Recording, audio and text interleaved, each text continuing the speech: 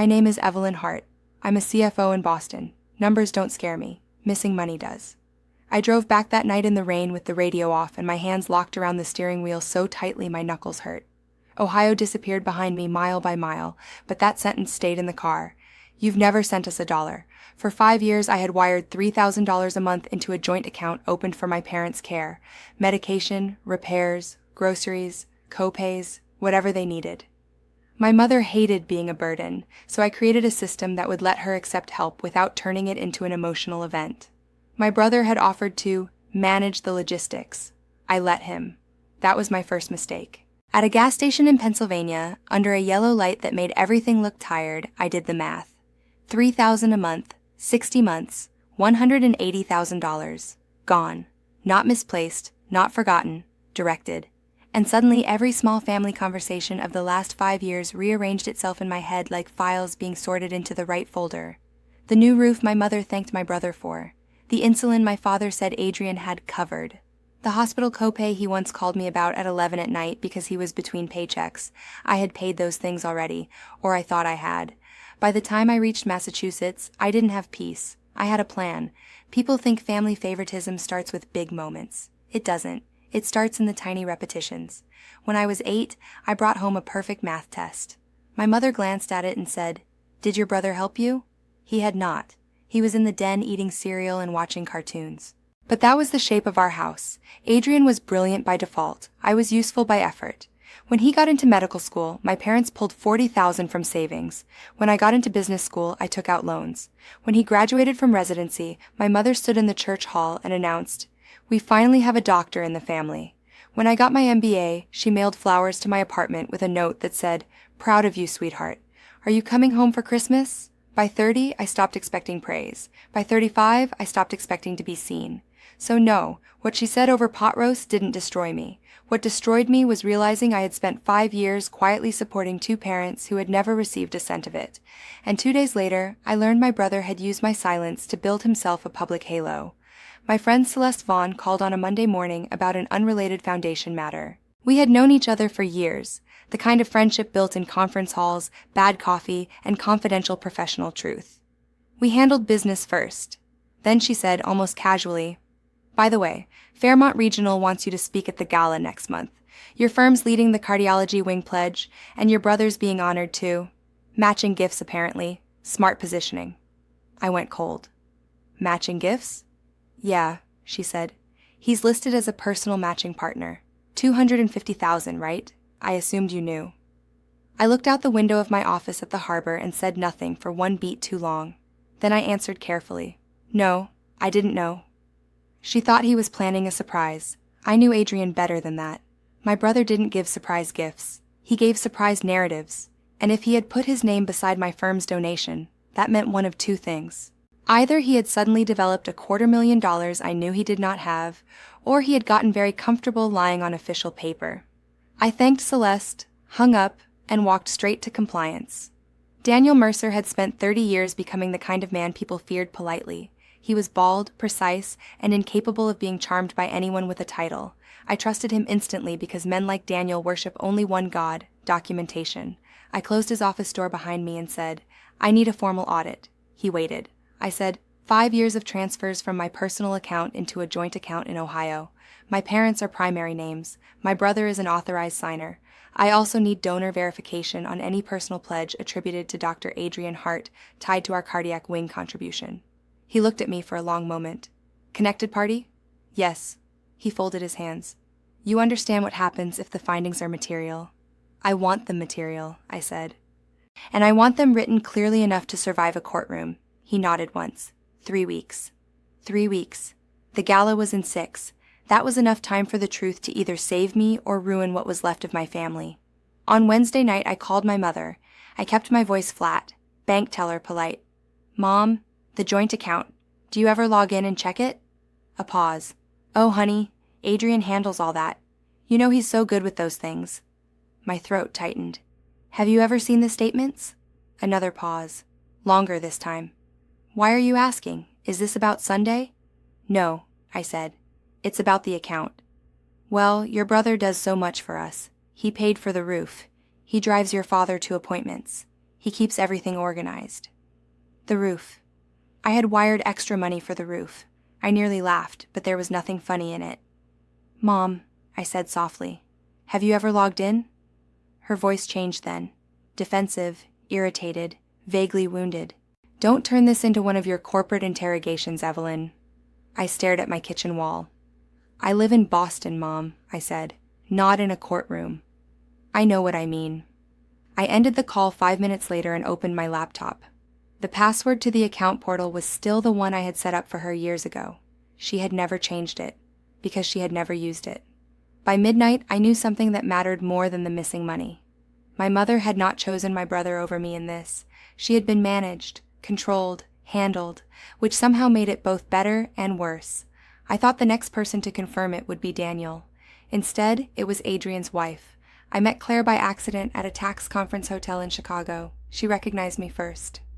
You're Adrian's sister, she said. She was wearing a tailored gray blazer, no wedding smile, and the expression of a woman who had reached the end of whatever she had tried to protect. I'm Claire, she said. For about 6 more weeks, I'm also his wife. I set down my coffee. We need 10 minutes, she said.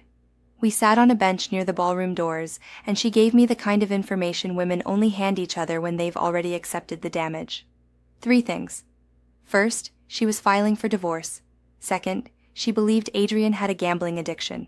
Sports betting mostly, some crypto losses, a home equity line he had raided in chunks just small enough to rationalize. Third, she had seen regular incoming transfers that matched one outgoing pattern almost exactly. 3,000 in, 3,000 out. Delaware. I didn't know if the money was yours, she said, or if he was stealing from someone else. I didn't answer. I didn't need to. She reached into her bag and handed me a card. I printed statements, she said. When you're ready, I'll send them. There's a particular kind of bond between women lied to by the same man. It does not begin with trust. It begins with recognition. I put her card in my wallet. That night, I didn't sleep much. Not because I was shocked, because I was no longer shocked enough. Daniel's preliminary report arrived at 9:47 p.m. on a Thursday.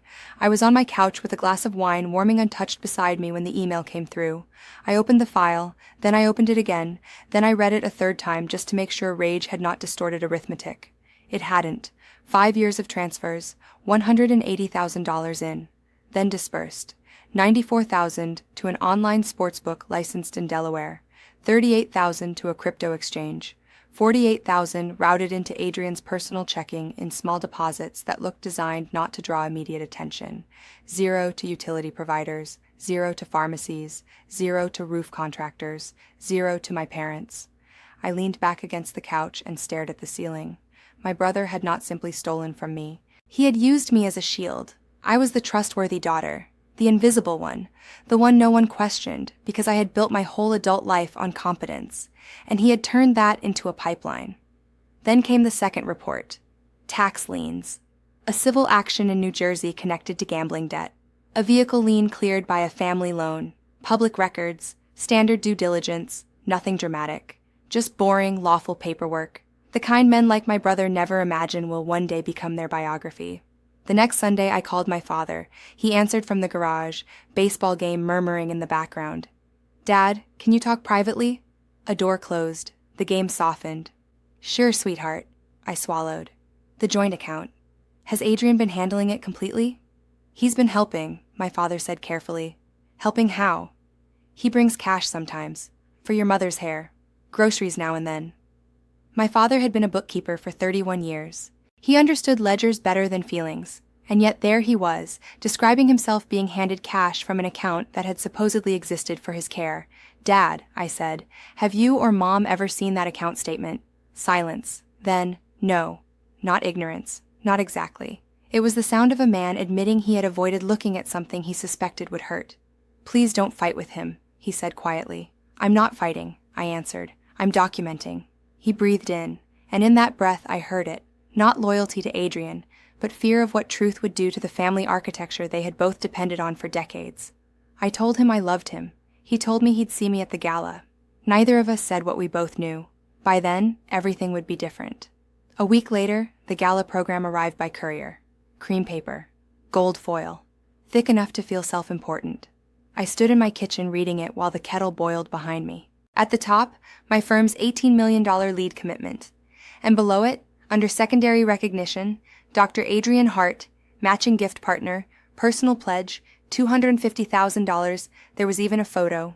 White coat, confident smile, the face he wore for institutions. My hands went cold. He hadn't just lied. He had submitted the lie on letterhead. He had dressed fraud in formal wear and mailed invitations. I emailed Daniel immediately. Please confirm in writing that no matching pledge exists from Adrian Hart in our records. He replied 12 minutes later. Confirmed. No pledge, no payment, no documentation supporting his claim. I read that email 3 times, and then, for the first time, I stopped thinking about whether I should confront him privately. He had embarrassed truth in public. He could meet it there too. I did meet him once before the gala, at a hotel restaurant in Boston, public enough to prevent a scene, private enough to prevent theater.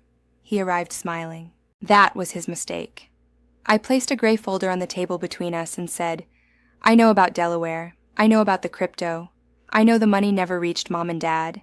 And I know the $250,000 pledge at Fairmont doesn't exist. His smile flickered, then returned. Evelyn, he said, almost laughing, you've always had a flair for drama. No, I said. I've always had restraint. People confuse the two. He sipped his martini. Whatever you think you found, Mom and Dad won't believe you. That's why I'm not asking them to. His eyes sharpened then. What does that mean? It means withdraw the pledge before the gala, quietly, or I will correct it myself. He leaned back. You'd tear this family apart over paperwork? I held his gaze. You tore it apart over greed. I'm just the first person willing to name the pieces. For the first time in my life, I watched my brother instead of reacting to him. The twitch under his left eye, the pulse in his jaw, the tiny delay before each sentence as he tried to decide which version of himself would work best on me. Charmer, victim, big brother, son. None of them did. He stood up without touching his drink. You'll regret this. I stayed seated. No, I said. That's your line. He left. I paid the bill. That night my mother left 3 voicemails. By Saturday there were 7. I listened to one. Your brother is devastated, she said. He says you accused him of terrible things. We are a family, Evelyn. Whatever happened, you need to apologize. There it was. We are a family. My mother's favorite sentence whenever what she really meant was, absorb this quietly so the holiday photos stay usable. I didn't call back. On Monday she called my work line. I answered because I thought someone might be dead. Instead, she said, voice tight and shaking, Did you log into the joint account? I closed my eyes. Yes. Silence. Then, very small. I can't remember the password. Reset it. I don't want to. That sentence told me more about my mother than perhaps any other in her life. She didn't want comfort. She wanted delay. But delay was over. I'll see you at the gala, I said. Evelyn, please. I love you, Mom. I hung up. Claire sent me 11 attachments the next Sunday evening. Statements, legal drafts, screenshots, collection notices, and one text message. That was the one that changed something permanent in me. It was from Adrian to an old residency friend. Timestamped 11:47 p.m. I'm drowning, but my sister still thinks she's funding Mom's insulin. LMAO. I read it once, then again. Then I printed it. There are lines you never unread. That was one of them. Not because it proved the theft. I already had proof. Because it showed the pleasure. He hadn't taken the money in desperation alone. He had enjoyed my ignorance. He had laughed inside it. The day before the gala, I ironed a charcoal dress with long sleeves and a clean collar. My mother once told me it made me look severe. I kept it because she meant it critically, and I liked it anyway. I wore my grandmother's diamond earrings, flat shoes for driving, heels packed separately. I did not dress like revenge. I dressed like record. My remarks were 1 page long, 4 paragraphs, every sentence sourced, every claim vetted, no adjectives I couldn't defend. Celeste called that evening. Last chance to back out, she said. If you do this publicly, it will follow him forever. I looked at the folder on the hotel desk. He used our parents as cover, I said. I'm not the one following him. I'm the one who stopped. She let out a slow breath. All right, she said. Then tomorrow we finish it. The ballroom was lit like money. White flowers, crystal chandeliers, string quartet, donor wall draped for unveiling. My mother saw me first. She crossed the room too quickly, panic hidden under lipstick. Please, she whispered, Don't make a scene tonight. We'll talk tomorrow. I'm here as CFO of Hartwell and Reed, I said. I speak at 8:15. Her face lost color. Then Adrian appeared at her shoulder, smiling too hard. Let's all be normal tonight, he murmured. I am normal, I said. That's what makes this difficult for you. My father stood a few feet behind them in a blue tie. He said nothing. But when I met his eyes, he gave me one small nod. It was the first time in my life my father had ever acknowledged me like an equal before anyone else had. At dinner, nobody ate much. Adrian told a polished little story about a grateful patient. Claire sipped wine and said almost nothing. My mother kept glancing at me, then away. At 7:58, Celeste touched my shoulder and said, 15 minutes. My mother finally asked, You're really speaking? Yes. She turned to my father as if he might stop the weather. He set down his fork and said very quietly, Let her speak, Margaret. 4 words. That was all. But sometimes 4 words are the first honest inheritance a parent gives you. At 8:12, Celeste took the stage. She thanked donors, recognized leadership, praised the wing, and introduced me as CFO of Hartwell and Reed. Polite applause, the kind audiences give before they know they are about to witness a collapse. I walked to the podium with my folder in hand. I didn't open it. I looked at the room, then I found my mother's face, and I began. Good evening. On behalf of Hartwell and Reed, thank you for being here and for supporting the future of cardiac care in this community. My parents, Thomas and Margaret Hart, are in the room tonight. My brother, Dr. Adrian Hart, is also here. I need to correct one line in this evening's printed program. The $250,000 matching pledge attributed to Dr. Adrian Hart has not been received, documented, or verified by our office. It will be withdrawn from the official record. I also need to say something else because institutions deserve honesty, and so do families. For 5 years, I transferred funds intended for my parents' care into a joint account established for that purpose. A formal forensic review has confirmed that those funds did not reach my parents. They were diverted without my parents' knowledge. Counsel has been notified, and the matter is being referred appropriately. My parents were deceived for as long as I was. I am not here tonight to embarrass my family. I am here to make sure this wing begins with truth. Our family name may stand on this wall. If it does, then the record should show clearly who honored it, and who exploited it. Thank you. That was it. No shouting, no trembling, no performance, just fact placed in air. For 4 seconds no one moved, then one person clapped, then another, then a table, then the whole room. Not wild applause. Worse for Adrian than that. Measured applause. The sound respectable people make when they have understood exactly what happened. Adrian stood so quickly his chair hit the floor. He moved toward the back doors with the stiff, fast stride of a man trying not to look like he was fleeing. Security followed at a discreet distance. My mother didn't stand. She was crying, not prettily, not dramatically. The face of a woman finally watching 30 years arrive all at once. My father took her hand. Claire looked at me and gave the smallest nod. Woman to woman, witness to witness. In the hallway near coat check, Adrian caught up with me. His face was slick. His voice came out low and furious. You destroyed me. I looked at him. No, I documented you. You destroyed Mom. You used her. The hospital will take my license. That's between you and the board. He stared at me like he still believed some older version of me might surface. The younger sister. The quieter one. The one who would soften because he said my name in the right tone. Instead, he whispered, I have a daughter. I held his gaze. You have a daughter, a wife, parents, patience, debt, lies, and choices. You don't get to hand me the most convenient one and call it remorse. He shook his head. Please, Ev. For years that might have done something to me. That night, it didn't. I was your sister, I said. I still am. I'm just not your shield anymore. Then I walked away. I did not turn back when he said my name again. In the green room behind the stage, I drank an entire pitcher of water before I realized how thirsty I was. A minute later, the door opened. My mother entered first, my father behind her. She looked smaller than she had in the ballroom. Is it true? She asked. All of it, I said. I placed the folder on the table. I didn't open it, neither did she. She stared at it the way people stare at evidence when they already know it will convict more than one person. I said terrible things to you, she whispered. Yes. I don't know how to begin fixing this. I took a breath. Then don't begin tonight. My father touched her arm. Margaret, he said softly, let's go.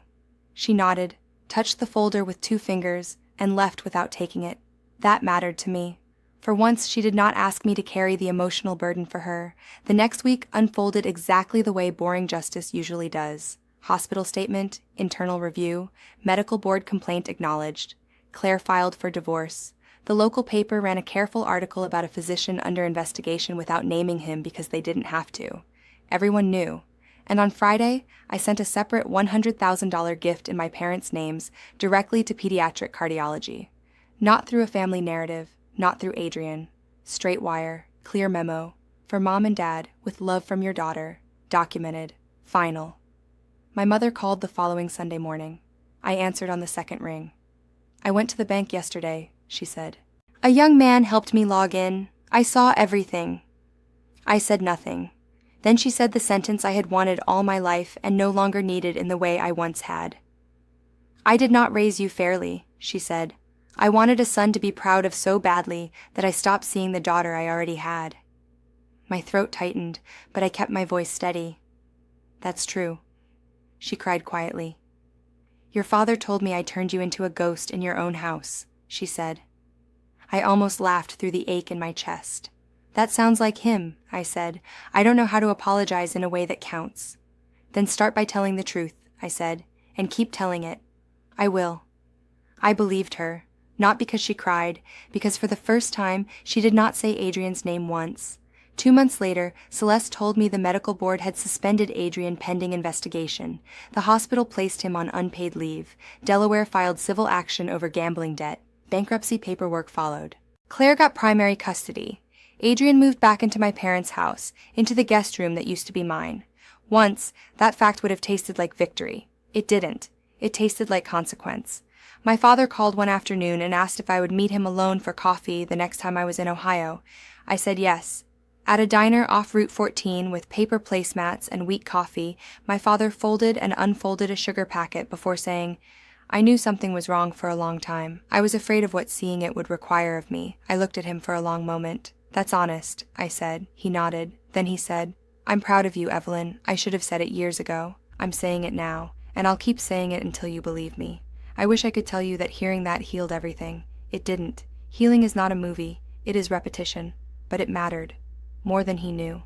That summer, I set up a fiduciary trust for my parents, $5,000 a month. Direct oversight. No pass-through accounts, no family middlemen, no Adrian anywhere near it. My mother learned how to read a statement. The first time she took notes, the second time she asked questions. The third time she called me just to say, I understand this now. She also stopped beginning every Sunday call with my brother's name. Instead, she asked, How was your week?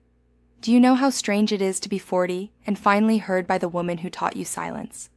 A year after the gala, we stood together in the cardiology wing. The plaque had been installed on the north wall, dark stone, clean lettering, my father's name, my mother's name, mine. She read all three out loud, and when she reached mine, she let it rest in the room as if she were learning its weight. I let her. People love to tell women like me to be patient, reliable, bigger than the moment, but patience is not always virtue. Sometimes patience is just delayed permission for somebody else to keep harming you comfortably. What my family needed from me was not patience, it was truth. And truth finally sounded like this. I am not less valuable because I am less celebrated. I am not colder because I keep records. I am not cruel because I stop financing my own disrespect. I am not difficult because I refuse to stay convenient. My brother wrote me a 3-page letter 8 months after the gala. I read the first paragraph. Then I folded it, put it in a drawer, and left it there. Maybe one day I'll finish it. Maybe I won't.